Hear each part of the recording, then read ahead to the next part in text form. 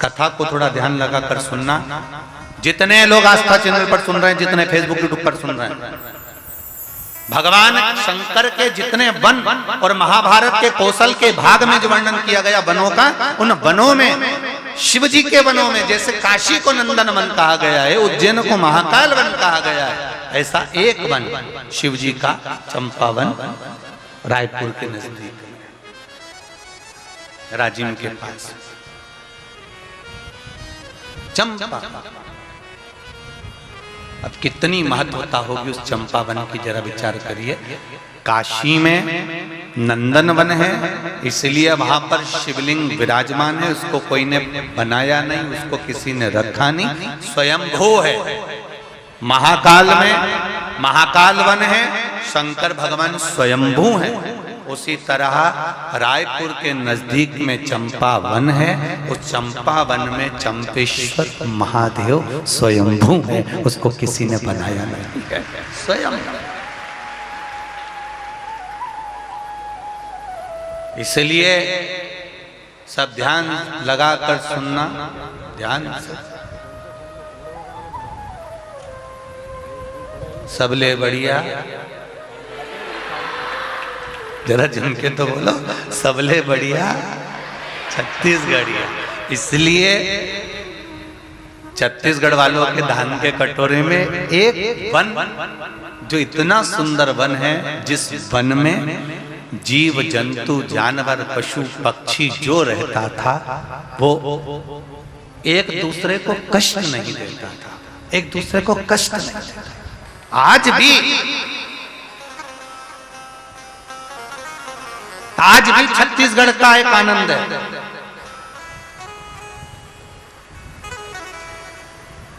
अगर ओरिजिनल छत्तीसगढ़ का व्यक्ति है, मैं फिर इस शब्द को सुन लेना जरा, ओरिजिनल, जो बाहर से आकर छत्तीसगढ़ में बस गया, हम उसकी गारंटी नहीं ले रहे, हम उसका पर जो ओरिजिनल छत्तीसगढ़िया है, ओरिजिनल, ये निश्चित है, वो कभी किसी को दुख नहीं दे सकता, ये निश्चित है। अगर ओरिजिनल है तो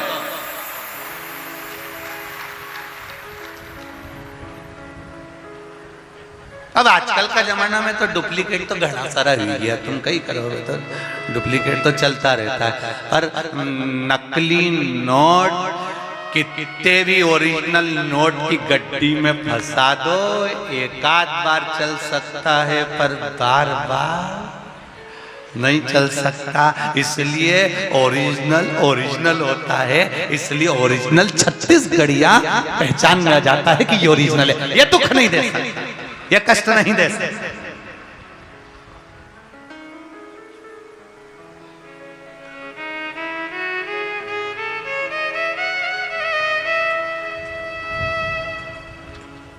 वो निश्चितता उसके अंतर्गत।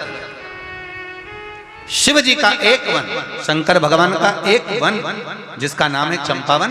महाभारत में भी इसका वर्णन आता है कौशल के अंतर्गत। चंपावन में भगवान, जहां पर चारों तरफ वन ही वन विराजमान था, चारों तरफ वन है, बस उस चंपावन में एक बार भगवान आनंद कंद परमात्मा की ऐसी कृपा हुई, ऐसी दया हुई कि महाराज जो गोदावरी नदी के तट पर भरद्वाज गोत्र में जन्मे हुए श्री लक्ष्मण भट्ट जी जा रहे हैं।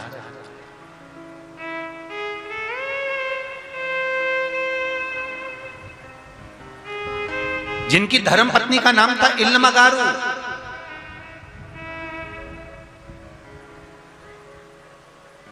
अपना पूरा परिवार गोदावरी नदी के तट पर जहां निवास कर रहे थे काकड़ में, वहां से निकलकर काशी के लिए जा रहे थे। पहले काशी जाने का रास्ता जितने लोग काशी साउथ वाले जाते थे या इधर से महाराष्ट्र वाले जाते थे या कहीं का भी व्यक्ति अगर काशी जाता था तो ये उसको जाने का यही मार्ग था, यही मार्ग जिस मार्ग पर चंपावन है। काशी जाने वाला पहले चंपावन के क्षेत्र में रुकता हुआ फिर जाता था। अब ये इल्लमगारू के साथ में लक्ष्मण भट्ट जी और उनका पूरा परिवार भगवान शिव की भक्ति को धारण करते हुए, ब्राह्मण परिवार है, शिव भजन करता हुआ उन्होंने संकल्प लिया। लक्ष्मण भट्ट जी ने, श्री लक्ष्मण भट्ट जी ने संकल्प लिया, 1.25 लाख ब्राह्मण को काशी में जाकर भोजन कराना है। 1.25 लाख ब्राह्मण को भोजन कराने का सामान लेकर, सामग्री लेकर, गाड़ी में भरकर, बैलगाड़ियों में भरकर, और सारे अपने ब्राह्मण परिवारों के साथ में, सारे भरद्वाजों के साथ में चल दिए, और सारे नगरवासी भी उनके साथ जा रहे हैं। भगवत स्मरण करते करते पैदल चल रहे हैं, कोई गाड़ी से चल रहा है, भजन करते करते आराम से चलते चलते ये चंपावन के नजदीक में पहुंच गए।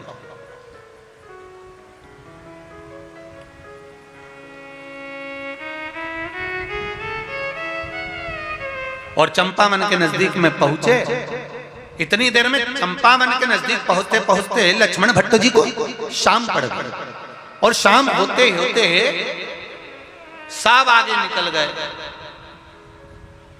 और सब आगे निकले, और इल्लमागारू और लक्ष्मण भट्ट जी ये दोनों थोड़ी देर रुक गए। इल्लमागारू ने कहा, धर्मपत्नी बोली, स्वामी स्वामी, हाँ बोलो, क्या बात है? मैं गर्भस्थ हूं और मुझे ऐसा लग रहा है कि मुझे अब प्रसव पीड़ा हो गई है, और इस प्रसव पीड़ा के कारणवश मैं तकलीफ पा सकती हूं। लक्ष्मण भट्ट जी ने कहा, इल्लमा, शिव जी का नाम लो और चलो आगे। इल्लमा कहती है कि मैं अब आगे नहीं बढ़ सकती, कोई छांव ऐसी दिखे जहां मैं बैठ जाऊं। इल्लमा, इतना घना वन है, इतना घना वन है, इस वन में पशु पक्षी तक नहीं है। इतना घना वन है कि तुम मेरे को देखने के लिए भी, तुम अगर मैं एक वृक्ष के पीछे चला जाऊं तो नजर नहीं आऊंगा। इतना घना वन है इल्लमा। लक्ष्मण भट्ट जी कह रहे हैं, इल्लमा फिर कह रहा हूं तुमको, अपन आगे चलते हैं, आगे कोई गांव आ जाएगा, नगर आ जाएगा, अपन वहां रुक जाएंगे। इल्लमा कहती है, स्वामी मैं अब एक कदम भी नहीं चलती। और इल्लमागारू ने उसी समय पर देखा कि एक शमी का पेड़ था, और शमी के वृक्ष के नीचे इल्लमागारू बैठ गई। अब जरा ध्यान देना, आपको पहले कथा में कहा है, एक शमी का पौधा, बेलपत्री का पौधा, आंवले का पौधा, पीपल का पौधा, बट का पौधा, ये सारे जो पौधों का वर्णन हमने पहले की कथाओं में करा है, उसको जरा ध्यान से सुनना, जरा ध्यान देकर उसका स्मरण करना। हमने पहले भी कहा इस चीज को कि बेलपत्री के पेड़ के नीचे या शमी के पेड़ के नीचे साधारणता नहीं है। बेलपत्री के पेड़ के नीचे लक्ष्मी का निवास होता है, पार्वती जी का निवास होता है, शिव जी का निवास होता है। पीपल के वृक्ष के नीचे 52,000 ब्राह्मणों का निवास होता है, भगवान विष्णु का और शिव जी का निवास होता है। इसलिए शिव जी का नाम एक पिपलेश्वर महादेव भी है। शमी के पेड़ के नीचे भगवान शिव अपने अड़भंग स्वरूप में विराजमान होते हैं। अड़भंग स्वरूप कैसा?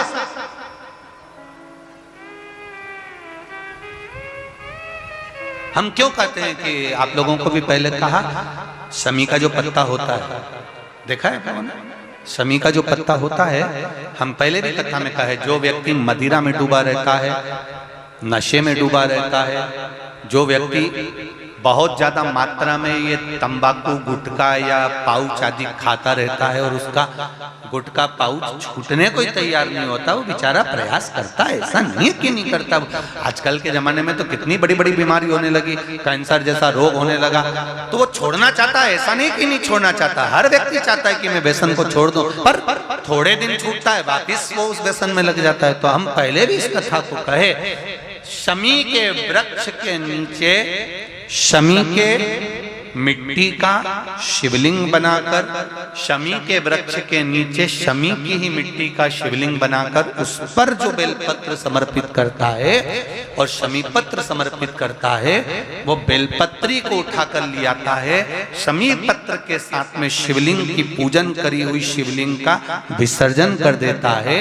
उसी दिन उस बेलपत्र को, लाए हुए बेलपत्र को जो शमी पेड़ के नीचे पूजन कर कर बनाया गया है, उस बेलपत्र को जो नशा करने वाला व्यक्ति होता है उसको 3 दिन तक लगातार पहली पत्ती बीच की, दूसरी पत्ती राइट की, तीसरी पत्ती लेफ्ट की, जो एक एक कर कर 3 दिन तक खिला देता है।